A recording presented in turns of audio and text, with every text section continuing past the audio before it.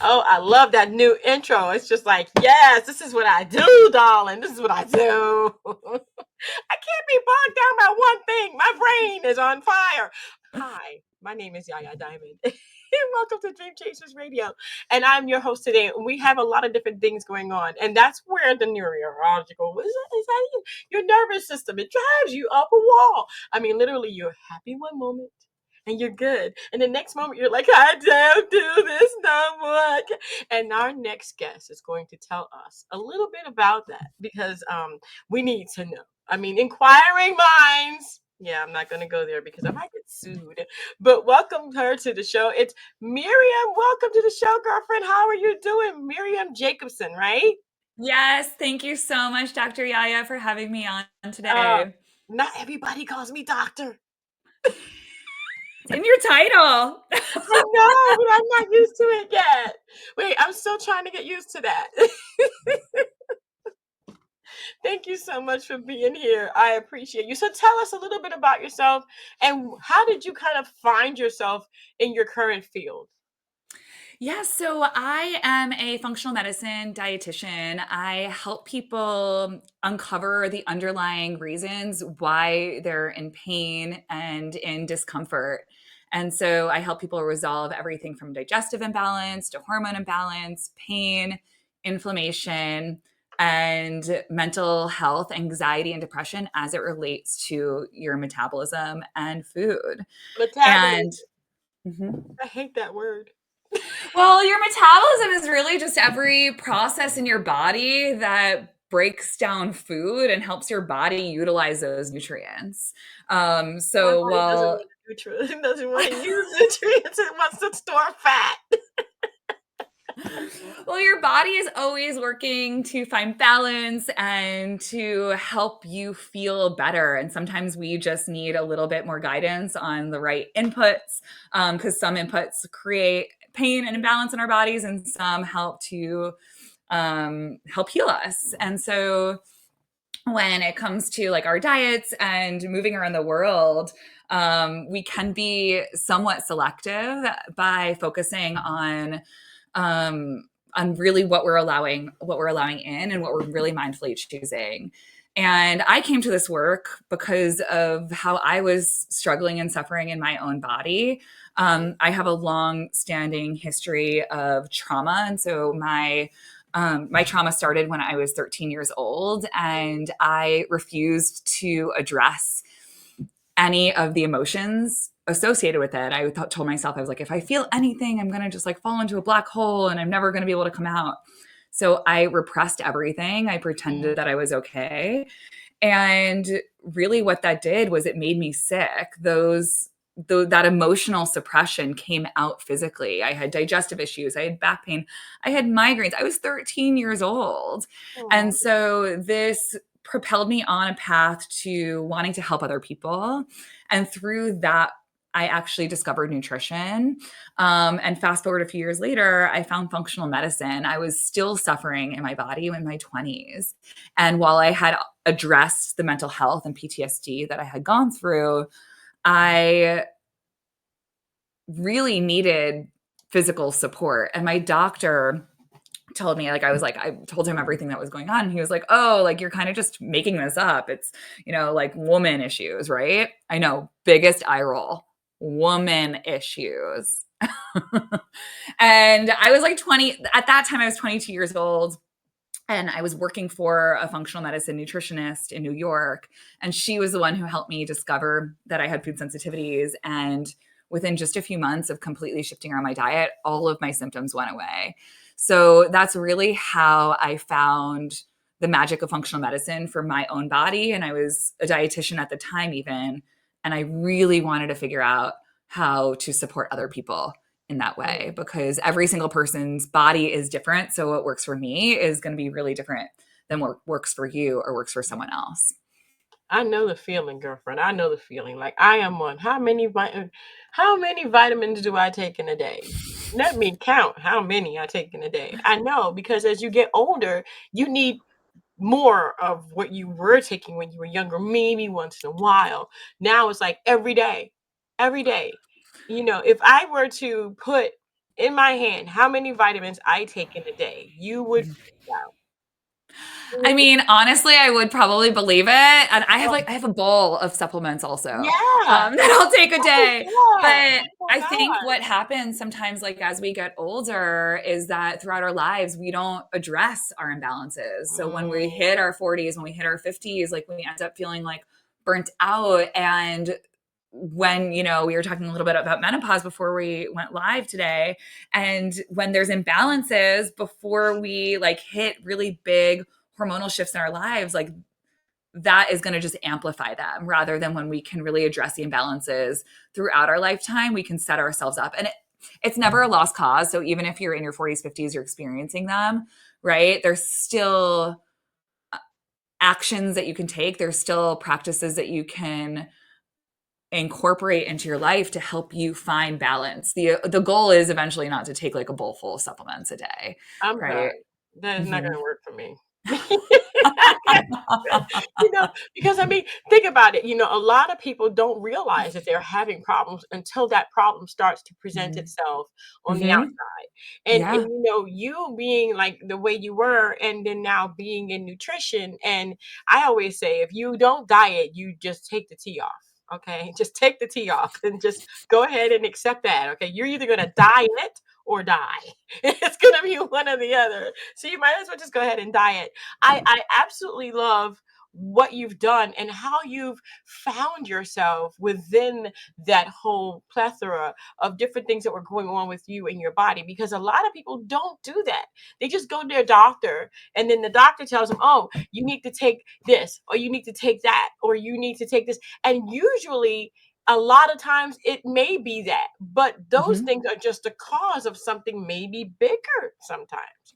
And Yeah. with me, that was the case. Mhm. I have white coat. I walk into a doctor's office and I am a mess.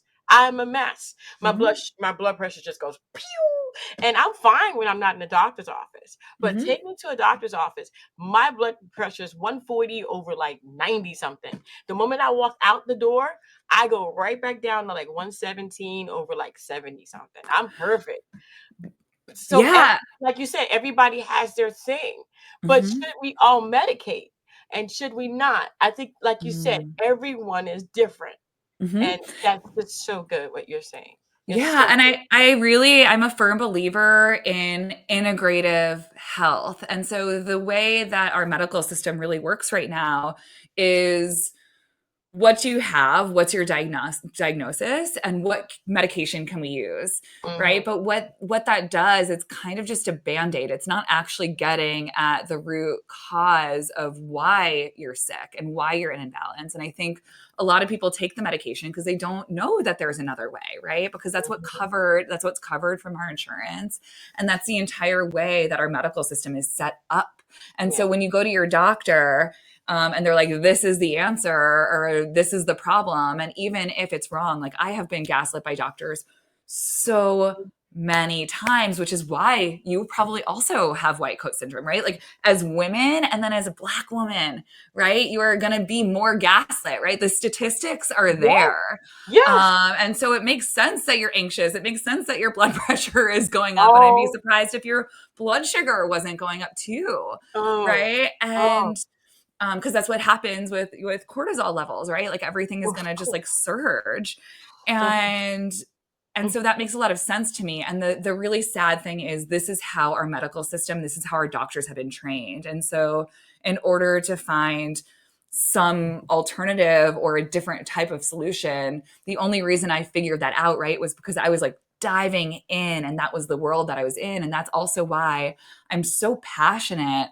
about sharing this with other people now, because I'm like, guys, there's another way. There's mhm, something else that works better for chronic health, right? And so, or like for chronic health conditions, and promoting longevity and reducing, like improving your quality of life, right? Because mhm, it's not just about living longer, but it's about living better.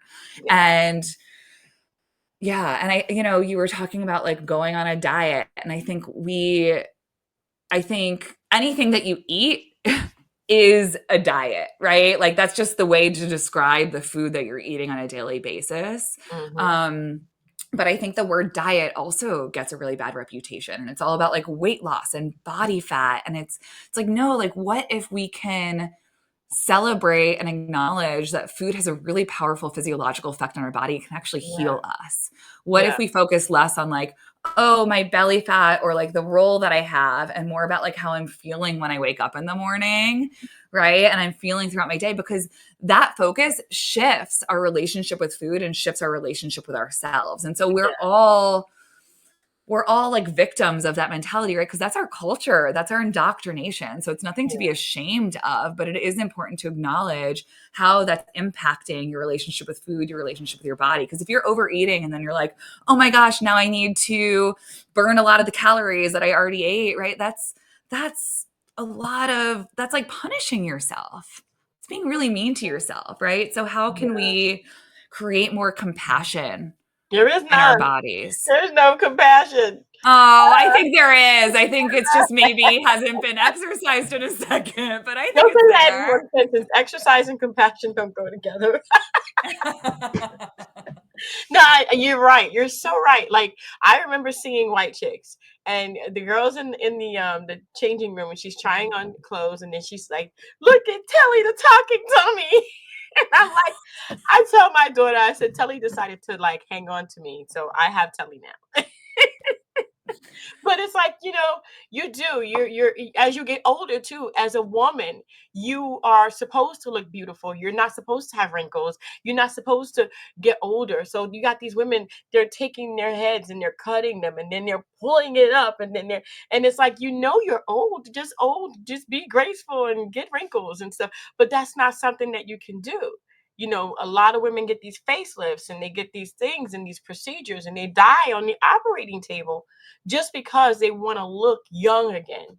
But in retrospect, I think that our culture, like you said, has really damaged the image of what a woman really truly should be. We Hmm. should have stretch marks when we have kids, Hmm. even when we don't have children. Our growth spurts, you have stretch marks on your butt, you have stretch marks on your hips for getting bigger.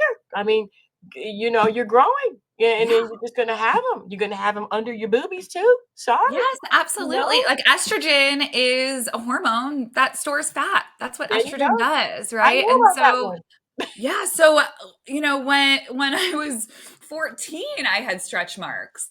Yeah. Like I would That's be not considered you're a not thin supposed to. woman. I have cellulite. Like You're not I supposed think to. that Nope. yeah, but according to who? Right? According to like an Exactly. old white man, right? That like made They the rule like, sexy. Like it's Oh my not. And this it's like the most womanly thing to have curves and to god. have some Mhm. body fat. And like, who wants to be like the heroin chic model from the 90s, Like that they were ill. They were sick. And even Christy Brinkley is coming out now and she's like, "Oh, I can't even hold the standard of what I look like to myself." Mhm. Like that's a problem. It's a That's a problem. problem. And It so I really think is. conversations like this are really important for really normalizing our bodies and Yeah. aging, right? Because it's not about like anti-aging, or I'm not about anti-aging and resisting getting older. But it's like, how do we do that in a way that works with our body's physiology so that we feel good throughout our lives, so that we can Mhm. move and appreciate ourselves and what our bodies can actually do, right? Instead of Yeah. like berating ourselves and being like picking at all these parts, it's like, wow, my body is actually really strong for being able It to really move in is. this way. It Yeah. really is. It really is. And I don't think men really care. It's like I asked a lot of men. I'm bold. Hmm. I go out, I'm like, "Excuse me," and they're like, "Yes." I'm like, "Can I ask you a question?" And I do ask them, "Does Hmm. stretch marks really matter to a man?" He's like, 100% of the men told me, "No, we don't care Yeah. about stretch marks. That's just something that women care about. We like stretch marks. We like a little bit of extra belly so we can grab. We like those Yeah. handlebars, Yeah. you It's know." sexier to have something to hold on to and something They to want something to grab, hold you oh, know? yeah, they want something to hold on to. They say if their woman is, out of shape or something, they'll start working out with them. It's not, and once a woman has a baby, it's like the ultimate thing that they consider the ultimate way to show your love is to bring the life that they give you through the process of creating a baby. Um, the life that you guys share is unified in children. And if you are a little bit bigger because of it, they don't care. If you have stretch marks, they don't care. They literally don't care. I think that it's just the women being bullied into thinking that we need to be, all the time this perfect thing. When you see singers out there and they have a baby, and the next thing you know, they're on the music videos and they're skinny and they got no Mhm. stomach. That is not real. That's not Mhm. realistic. They've done something. There's a procedure behind that somewhere. They Well, have how much trainer. money is in that, right? Exactly. They have a Mhm. trainer, they have someone cooking for them. We have regular lives that we have to live. That's not something that we can do. If you're rich and you have that kind of money, congratulations. I'm not against anyone like that. But we as normal women should not hold ourselves to such a standard. No, and I mean, this conversation, I think, goes way beyond just nutrition and health, right? And it gets into like systemic patriarchy and how Yeah. men, how women, it's just a distraction. All of this is just a distraction. It's like if we're here focusing on our stretch marks and our cellulite, we're going to have less time to embody like our power Oh yeah. and to be productive, like be really successful members of society. Because how many women are doing both, right? And if Yeah. we didn't have this obsession with body image, and if we weren't like constantly picking on ourselves all the time, just No. imagine where women would be. But you know what? And the second thing is that I've always said this to my friends, imagine, and I have all different kind of diverse friends. It doesn't matter to me. I don't really care. Mhm. But it's like, imagine the world of women or men or people, humans, getting together and working together, regardless of where you come from, regardless of how light or dark your skin color is, just treating each other as a human being, as someone who loves, cares, has a family, has hair on their heads, and they want to eat a good diet. They have nutritional issues. They go to the hospital. They go home. Their kids go to school. It's the same thing for everyone, Mhm. regardless of what your ethnical background may be. Mhm. Imagine getting together and actually working together to help each other succeed. That to me would be that would be utopia. Yeah. I mean, that's a beautiful dream and a beautiful vision. And I That love probably won't that. And ever come true. what? It probably won't ever come true. And I think that Martin Luther King said it too. He said that he would want for your little girl, my little girl, and our children to grow up together, to love each other, and to understand that we're all going towards the same goal. And that's to live a Mhm. life of love, of happiness, Mhm. of treating our families with love and happiness. Of if your family's mixed, who cares? Who cares? I mean, my family's mixed. I don't care. It's all about family. It's all about love, and it's all about bringing the next person up, like you and me. I just met you today, but I don't care. Who cares? What you're doing is important, and Yeah. I'm lifting you up, just like as if someone else was, lifting someone else up. Who cares? The whole thing, I think, is we're creating more of a nervous breakdown just because we're doing all this stupid stuff to try and look better, feel better, make ourselves look better than the next person. There's all kinds of different things out there, like you said, that are distractions that are really contributing to your job, basically. Yeah. You have a job because of all of this. Imagine Well, people who it's didn't have all interesting because when people come to see me specifically for weight loss, I actually won't work with them just for weight loss of this. because I really need people to understand that nutrition is so much more beyond just like how we look on the outside. And it's really sad that this is the message, right, of what nutrition and what health is it's all aesthetic and it's all how we look. Mm, And I think what you're saying from a society standpoint of like lifting each other up, it's really just honoring like what's in your heart and what yeah. message do you have to share with the world, and what do you have to contribute, and how are you treating other people, right? Mhm. That's what's on the inside. actually matters more. And the same for me goes with nutrition. Mhm. It's how do you feel? What energy do you have throughout the day? What's your mindset? How are you speaking to yourself? How are you speaking to yourself, and how does that teach what your daughter is learning about her body, right? Because kids Exactly. are very perceptive of how we treat ourselves. And so I think when we can get over like the things that divide us and the things that make us feel like othered, right? And maybe like victims of our circumstances or victims of our bodies, and really just embrace health and well-being, like I think we can resolve a lot. Oh my God. But I think it's sad. I don't know if we'll see it in our lifetime. No, I don't think But so. I I do think we're think heading that there. continuing messages, we can shift that, right? By Yeah. uplifting each other today. I think the next generation is really moving towards that. They really don't care. Yeah. They're like, "You stupid idiots from in the past. You guys are dumb." I feel the same way. I'm Generation X. And Generation X, I Mhm. think we started it because we were just all one big happy bunch of people. And we saw each other as people. I didn't see my peers, regardless of whether the color they were or where they came from or what language Mm. they spoke. I really didn't care. And I think that our children are really picking up on that and understanding that we're a world of people, not a Mhm. world of ethnicity. We're a world of people moving forward. And I think too that this really does contribute to our nervous breakdowns, Oh and yeah. our weight gain. The cortisol that's behind this will keep Mhm. you fat forever. Yeah. Well, I think, it does increase our stress levels, right? Like when we're Yeah. distracted and when we're like hyper focused on our bodies and what we look like and everything that we can't control, like all of that takes up so much space in your brain and it creates so much Uh, stress. Yeah, it's going to dysregulate the nervous system on top of everything that we are managing in our modern world, our constant access to the internet and emails yeah, and scrolling and the demanding nature of our jobs and our family, especially as women, right? Like yeah. you're expected to like own businesses and be in these positions of power, but also somehow show up and be the perfect mom and the perfect partner and, like have everything buttoned up. And so that's exhausting. So of Yes, course, it's like, I'm already we're tired. burning out. Yeah. Yeah, I'm already tired. Can we stop? I'm just kidding.